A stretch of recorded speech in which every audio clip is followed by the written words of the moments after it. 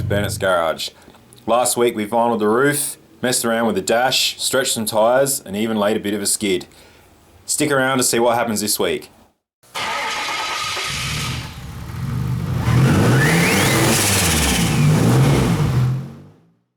Alright, so the absolute legends down the street at Sheet Metal Australia hooked me up with a new bit of aluminium for my dash. It's even got my name on it. Yeah. So this panel bolts in with nutserts. There's nutserts in the dash and Allen key bolts in the... I had it bolted in with Allen key bolts on the front. I think I'm going to take a different approach this time.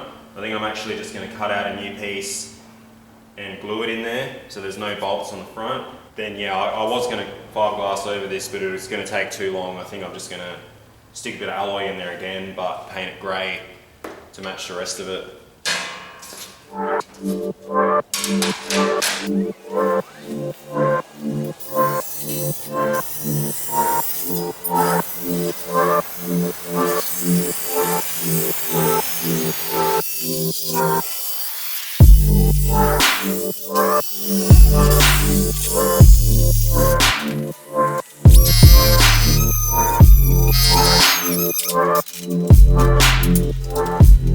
just got to work out my gauge placement now. I know that I wanted the gauges a little bit lower down than where they were before, but I do have framework behind here that I've got to watch out for. Which yeah, comes up to about there. Just draw a line.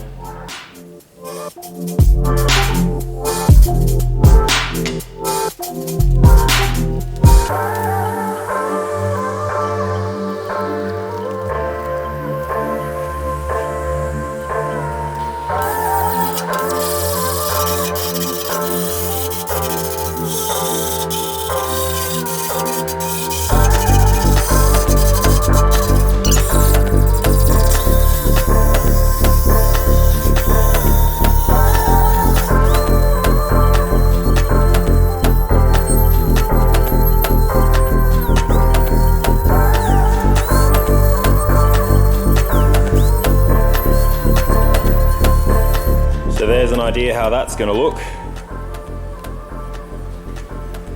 So I just put some extra brackets in the top of the dash and I'm going to glue the faceplate on with Sikaflex.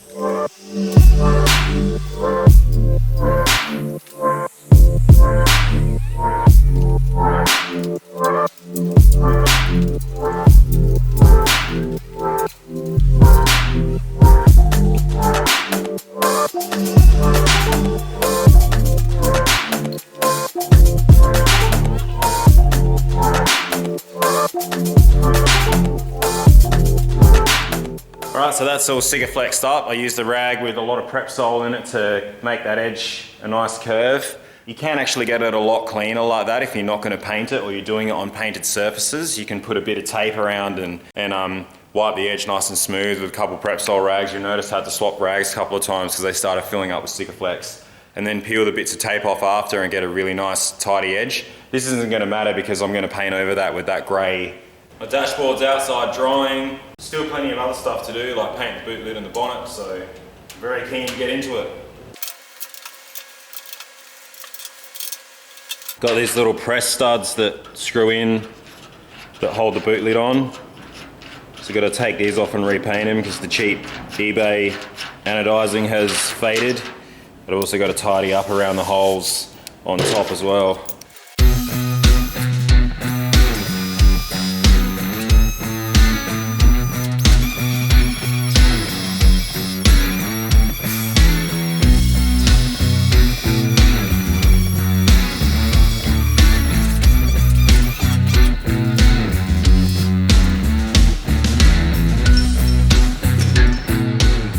So I'm just in the spray booth with a bunch of stuff to paint green and a bunch of stuff to paint black. We've got a couple of panels here ready to go and the mirrors. The booth is a side draft booth, so it pulls all the air through, grabs all the overspray and then goes out the other side of the booth.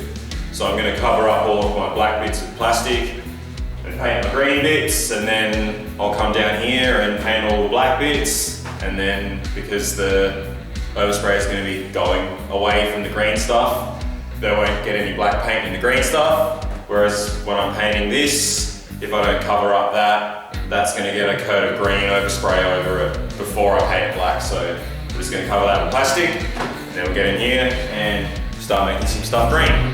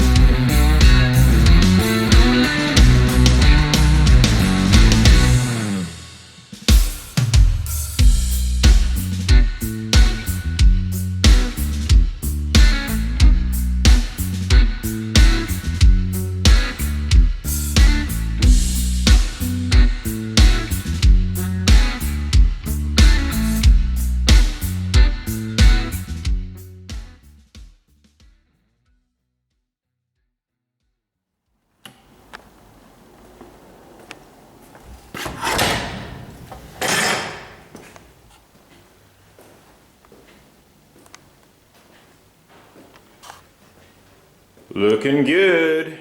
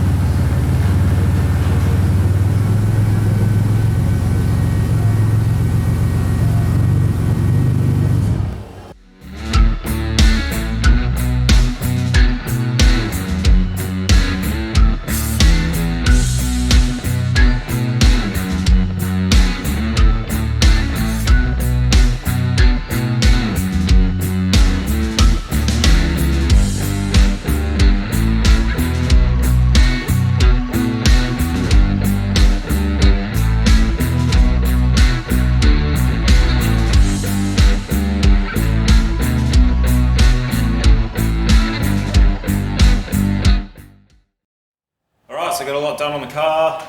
Bonnet's painted, boot lid's painted, mirrors are painted and back on. All the body mouldings and everything's back on, the grill's back on. I've just been out and got tyres for the back wheels, and I've also gone and picked up some dry ice, so I'm going to start getting the sound deadener out.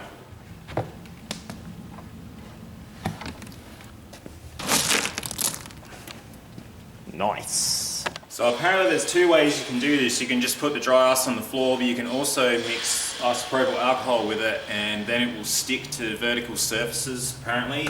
I've never done this before and I want to learn, so I'm going to try it both ways.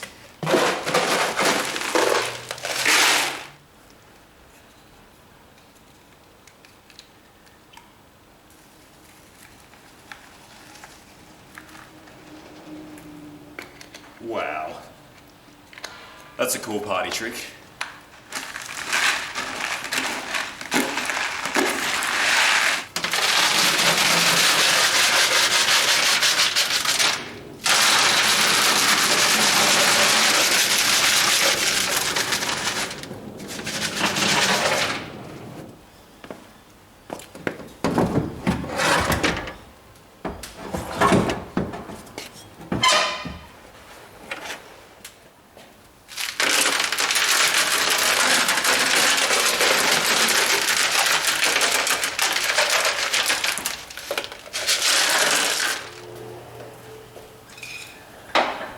Let's see what happens.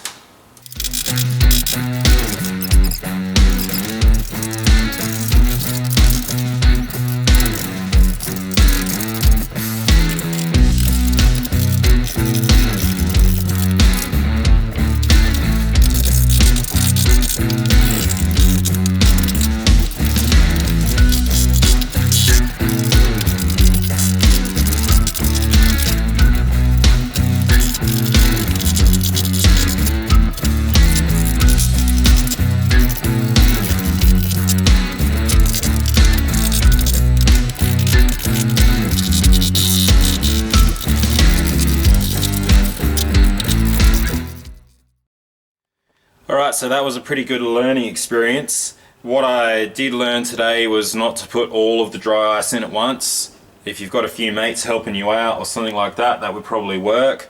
I got about 2/3 through the job, and obviously it's all melted, so none of the under seat area here or in the boot where I put ice, I haven't managed to get that off. That just all melted, so I'll have to probably go and get more dry ice tomorrow.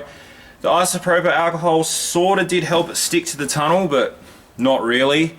I might do that the old school way with the heat gun or the blowtorch. Just have to see how I go, but until tomorrow I can't really do any more because I can't really be bothered driving to the dry ice place again today. Alright guys, well that's pretty much it for this episode. I was hoping to get a lot more done. I haven't got the floor painted, I haven't got the dash painted or put that back in. I did put the dash in primer just to get an idea what it would look like all grey with the gauges in it. So I'm going to have a look at that tonight and see what I think.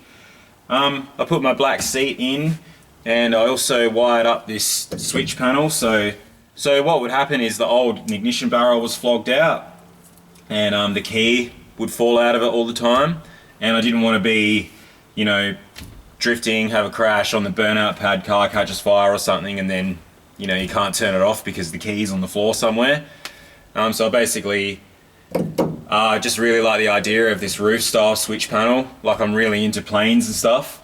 This one's the power steering, because this car's got electric power steering, so if the car does blow up or not run for some reason or overheat on the burnout pad and it's got to be pushed off, you can at least push it with power steering. And then here we got ignition, and voila! So one of the things I noticed the other day on the footage when I was back in the car and is I gave it a blip and it was really, really rich.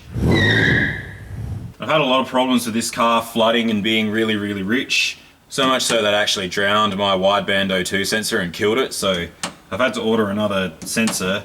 I've just been in the fuel table and just been tuning by ear, and I've taken a fair bit of fuel out and it seems to be running quite well. But until I get a wideband O2 sensor or get the car on a dyno, then I won't really know.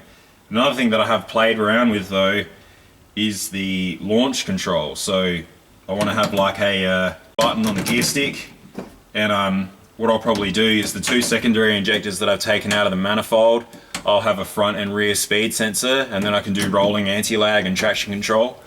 For now, if I ground this pin,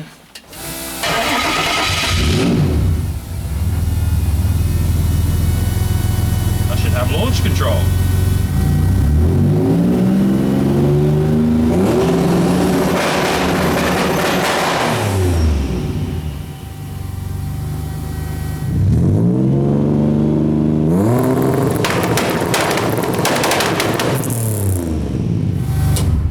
Alright guys, thanks for watching. See you next time.